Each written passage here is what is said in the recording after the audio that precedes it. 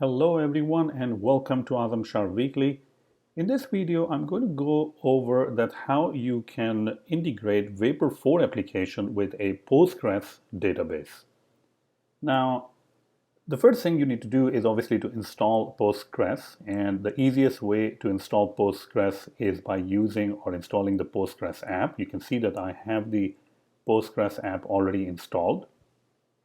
When I run this, I can see some of my databases. These are all default databases, so I can simply jump onto one of those. Let's say Azam Sharp database, that's perfectly fine. And what I want to do is I want to create a brand new database that I can use. So I'm going to go ahead and say create database moviesdb. Now if you're using some other tool to create the Postgres database, that's perfectly fine. I'm just going to use the Postgres app, and now you can see that I have a database called moviesdb, which is right here. This database doesn't really have any tables, nothing yet. We need to use Vapor to create the tables. So my next step would be to use Vapor to integrate it with our database. So let's go ahead and launch our new terminal window. And I'm going to go ahead and jump onto desktop, but you can obviously create your Vapor project anywhere that you like. So make sure that you have Vapor Beta installed. So I'm going to say Vapor Beta and new, and then the name of the project. So I'm just going to name my project Hello Vapor. Now, whenever you're using Vapor Beta, which is Vapor 4 at this moment, it is going to ask you that, hey, do you want to use Fluent? Fluent is the ORM, Object Relational Mapper, that is going to allow you to connect to different databases, including MySQL, SQLite, as well as PostgreSQL. But I'm not going to use Fluent because it does create some additional code for you. So I'm going to just say no for now.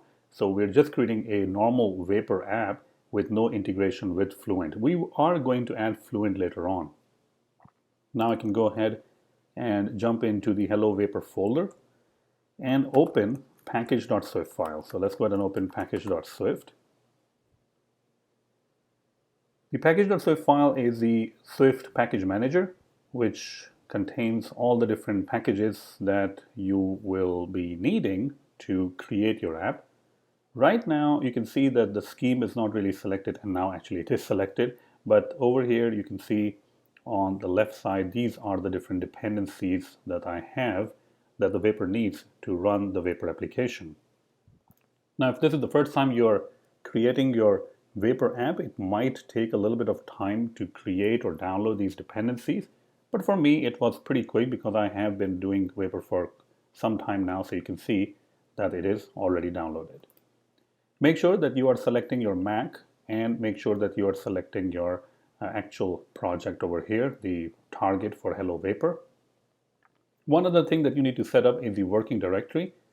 So let's go to the edit scheme and make sure that you are selecting run over here. And we're going to go and try to set up a working directory or a custom working directory. I'm going to go ahead and check mark. And when you are selecting your custom working directory, you're basically selecting a project folder, which we have on our desktop. So I'm going to go ahead and do that. And that's pretty much it. Okay, so if you open up your package.swift right now, you'll see that the only dependency that you have is on the Vapor project itself. So it doesn't really have any dependency on Fluent, which is the ORM, which you will use to connect to the PostgreSQL database. So we need a dependency on Fluent, and we also need a dependency on a Fluent Postgres driver. So let me show you where you can find those dependencies. I'm going to go to the Vapor docs, and these Vapor docs are for 4.0. As you can see in the URL, it does say Vapor 4. The first dependency we need is the package dependency on the actual Fluent. Fluent, again, is an ORM, Object Relational Mapper, that is going to allow you to connect to the database and perform different actions instead of writing SQL. So I'm going to go ahead and select or copy this Fluent, and going to add Fluent right over here in my package. Okay, we also need to add Fluent to the dependencies as a product right over here. So let's get that. So I'll go over here, I'll get the Fluent right here, copy it, and I will go ahead and add this. There we go. Okay. So this is Fluent, that's good, but we are using Fluent, which is a ORM, to connect to a PostgreSQL database. So we need a driver for PostgreSQL database. And you can see that under the drivers, you will find a link to a PostgreSQL driver, and that's the one that we want, the package. I can go ahead and click on this copy to clipboard, and I can go back and actually copy it. So we can copy it over here.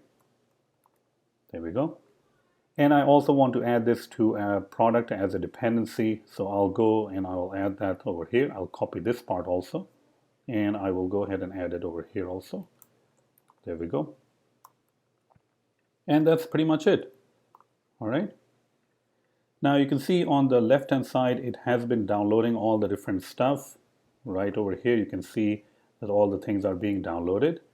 The good thing is that the Swift Package Manager, even though this is saying beta, it is going to download the latest version. And if you do want to update, maybe you made some changes over here and you want to update, you can select your package.swift file and you can go to Swift Packages and say update to latest package versions.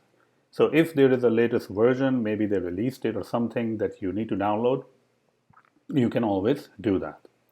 It's not going to say over here that this is using the RC or the release candidate, but you can see from the packages that you have actually downloaded the Fluent Postgres driver for a release candidate and not the beta, which is good because that's more latest. All right. So what will be our next step? Well, our next step would be to configure the database, try to connect to the database. And connecting to the database or configuring the database, we'll have to do that in our configure.json file. So if I open this up, you can see right over here inside the app directory, we have configure.swift. Let's go ahead and use that. I'm going to open this up.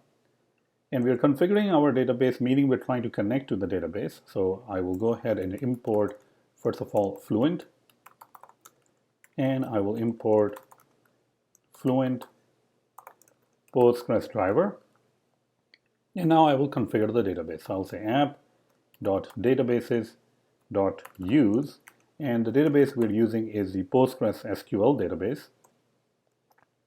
The host in this case is localhost, but if you are hosting your database somewhere remotely like Elephant SQL or Heroku, then you can actually put the URL over there also.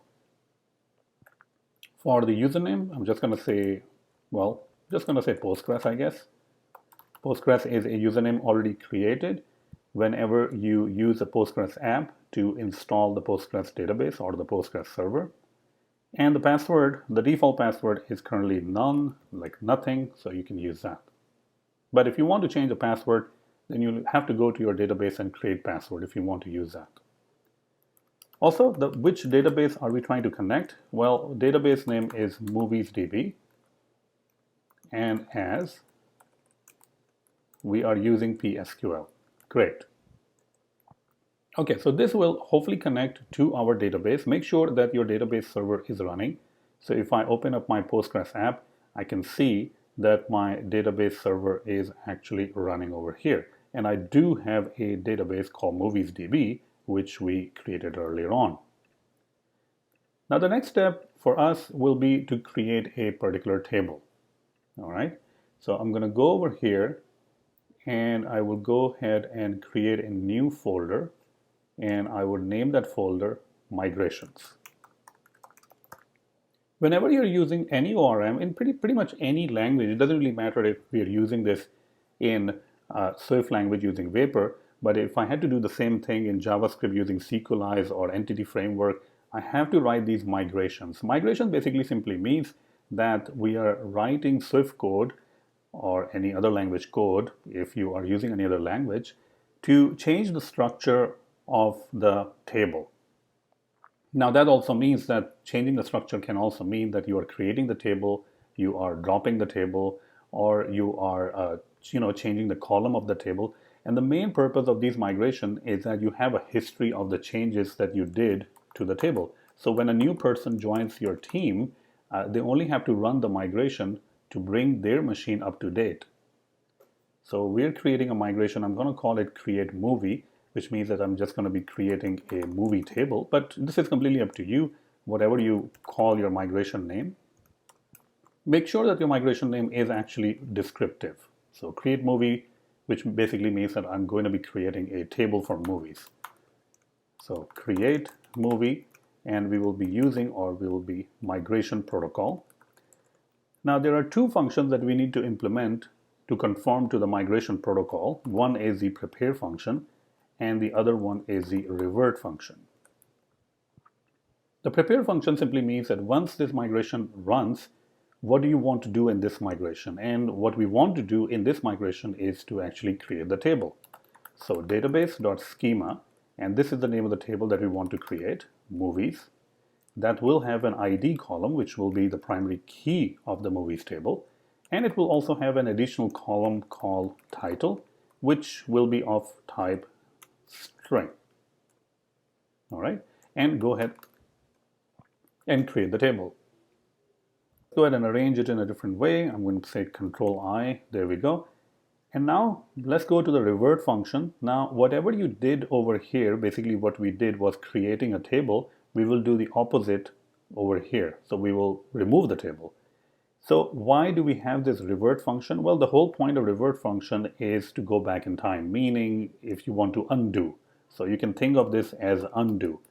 So maybe you created the movies table and you're like, oh no, I didn't want it to create a movies table. Then you can undo, and this code is going to get fired. So I'm going to say database.schema, and I will say movies, and I will go ahead and delete the table. Let's go ahead and build our application. Now, just because we have a migration create movie doesn't really mean that it's automatically going to run and create a movies table. We have to configure it. So let's go to our configure.swift file, and I can say app dot, I think it's stuck over here now, okay,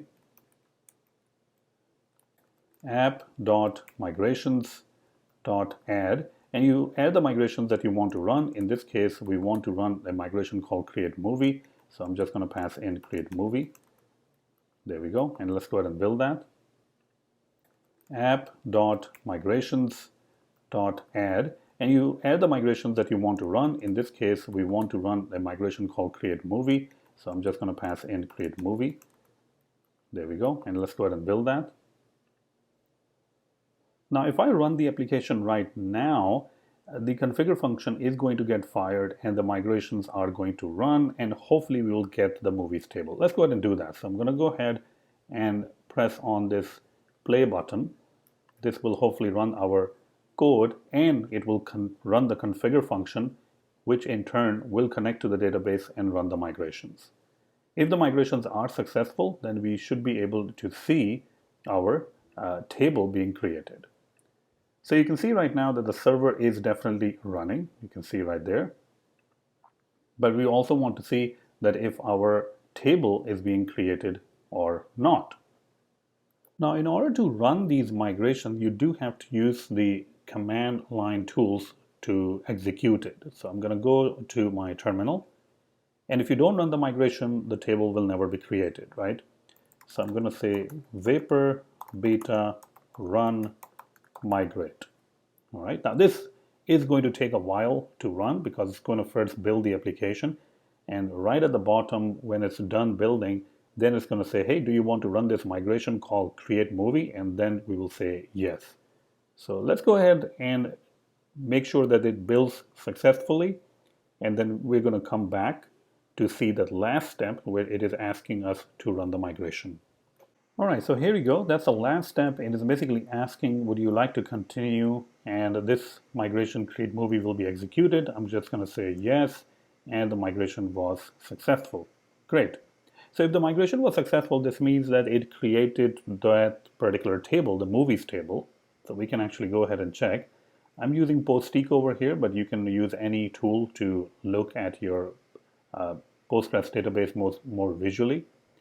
And if I refresh it, there's a refresh button in PostgreSQL, you can see that I have two tables being created. The one is movies table, and the other one is the Fluent migrations table. Let's check out the movies table. Okay, it looks pretty good. We can see the ID column, and we can see the title column. These are the two columns that we added, remember, in the migration. It's empty because obviously we haven't really entered anything.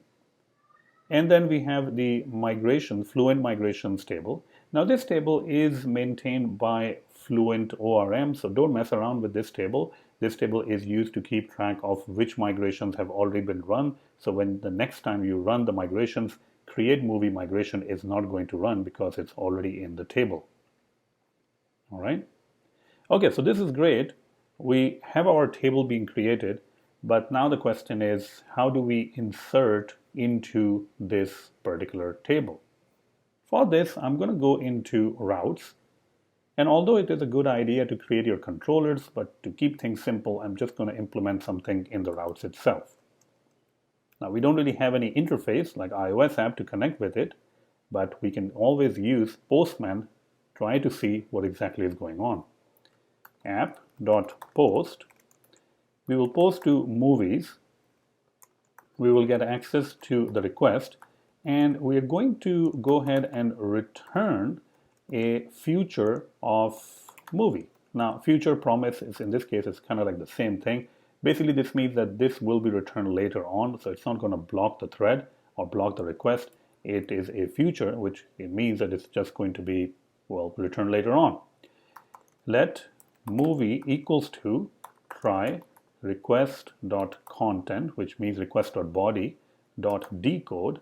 The problem is that we don't have anything to decode to. So what we want to do is we want to make a movie model so that when the people are sending the body in HTTP requests, that body can be decoded to the model, so we can use that model to save the model, fetch the models, or do something with that model. So we first have to go and create a particular model. I'm going to go over here and add a brand new folder, and I will call it models. And inside this model, I'm going to go ahead and add a new file, and I will call this file a movie file. And this movie file is actually going to represent the records that goes into the movies table. So in ORM, a class represents a table, and the actual properties of the class represents the columns of the table. So I'm going to go ahead and first of all import Vapor.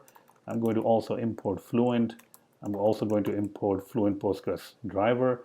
And I'm going to go ahead and create a class, and I will call it movie, which will be using the model protocol. If you want, you can also create a property called schema, which is a static property, and you can assign it to the name of the actual table.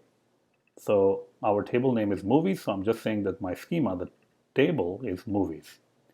And now I have to configure that what exactly I'm trying to store. Well, I have a couple of different things. I have an ID, which is UUID, which can be null. And this will be an ID field, which basically means that this is a primary key, and it will be an ID. The other field that I actually have is the title field. Remember the title of the movie? And now using the field attribute, I can specify which column does this go to. So the column name in this case is also title. That's the column in our database table, which is right over here, the title. If this column name was name, then I should have used name over here, but it's not. Now we need two initializers that will initialize our movie model. There we go. And now I can always go back to my routes and decode that particular body to the model I just created. So if I go over here and I want to say movie.self, I can decode it. But in order to decode the body to the movie type, we need to make sure that our movie model is also conforming to the content protocol. So content protocol is also in Vapor, so make sure that you're using that one also. Okay, so hopefully we'll get the movie, and once we have the movie, we can simply say return movie.create. So since the movie is conforming to the model protocol, we do have access to many different functions, and one of them is create. On the database, database is already part of request.db. This is already set up. Map. Map simply means that what do we want to return when the thing is created. And I'm just going to say that go ahead and return the actual movie, and that's pretty much it. Let's go ahead and build it. This means that when we create a movie successfully, then it is going to map that result, meaning transform that result, and only going to return the movie, which means it will have the title of the movie and the ID of the movie. Okay, let's go ahead and give it a try. I'm going to go ahead and run this. And what I will do is I will try to see if we can get using the Postman. Now, you might be saying that, hold on, why are we using Postman? Why can't we just use an iOS app? Well, you can definitely use an iOS app, but it is always a good idea to use Postman or some sort of a networking tool like Postman to first check that if your API is even working or not. Because if you're using an iOS app and you're using your Vapor and you are using a database, now there are 3 different points of failure, right? Now, using a Postman will ensure that your API is working correctly because I can simply send in a request using Postman. And if the request returns me appropriate expected response, then it means that the Vapor API is working correctly. Okay, so headers, make sure that you set the headers to content type application JSON, that's fine. And the body, raw. Raw basically simply means that this is going to be I will be typing JSON, and I am typing JSON. Title, Lord of the Rings. And it has to be title because in our movie model that we created, which is right here, we have a title field. So it's going to map title from the JSON object or JSON string to the title in our movie property. And that's pretty much it. Let's go ahead and send the request. Make sure that the server is running, and you can see the server is running right here. Looks like it is running correctly. I'm going to send in the request, and I get back the ID, and I get back the title. Basically, I get the movie object back. Now, this ID is kind of indicating that everything went fine, but we definitely want to check. So I'm going to go to PostgreSQL, and once again, I do have to press this refresh button. And there we go. We have our first item in the database, which was inserted using our Vapor API and Postman. Now, this is great, but how do we get things back? Let's go ahead and insert one more item. So I'm going to go over here and I'm going to insert another movie, let's say Spider-Man, and I'm going to send it. And one of my favorite movies, 1917, and send it. Okay, let's go ahead and check out if we have all these different things added. You can see Spider-Man is added. All these movies are added. Now the question is, well, how do we get it back? How do we get all the different movies back?